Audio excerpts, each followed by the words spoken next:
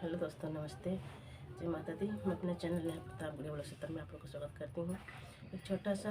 बेटा विवाह प्रस्तुत करने जा रही हूँ। कैसा लगा कमेंट बॉक्स में जरूर बताइएगा। सोलहई बारिशवा के दुलारे दुलरुआ रे, सोलहई बारिशवा के दुलारे दुलरुआ रे, गईले आंगनवा में सोई जी,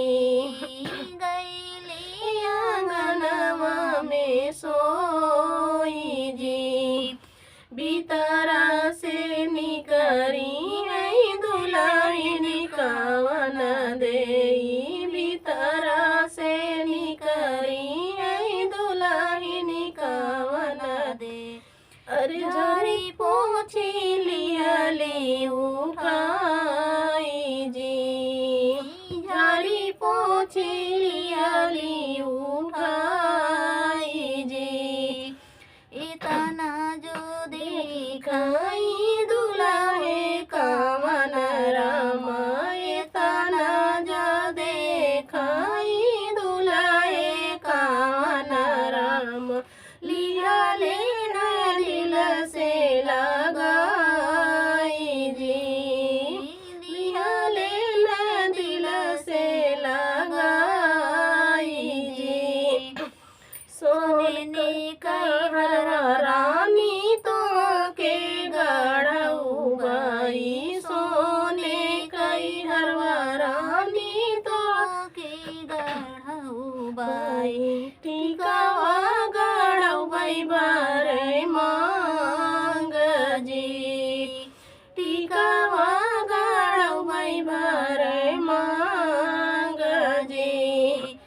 इतनी बचन सुनई दुल्हन कवन देई,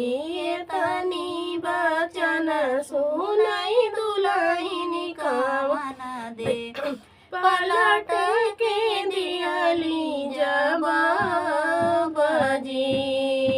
पलट के दियली जवाब जी, सोने का हरवा राजा माई तो हर पैराई, सोने कई हरवा राजा माई तो हर पैरा, टिकवाला बहनी तो हार जी, टिकवा बहनिया तो हार जी, इतना बचन सुनई दुल्हे कवन रामा, इतना बचन सुनई दुल्हे कवन राम, नैना ढूढ़ई लगैया सोजी, नैना ढूढ़ई लगैया सोजी, सरवा कई बनी तो के चौके पछोड़बई, सरवा कई बनी तो के चौके पे छोड़ब, कैले बई दूसरा बिया रे, कैले बई दूसरा बिया जी, सोलहई बारिशवा कई दुल्हे दुलरुआ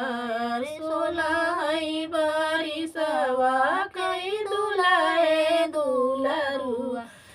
गईले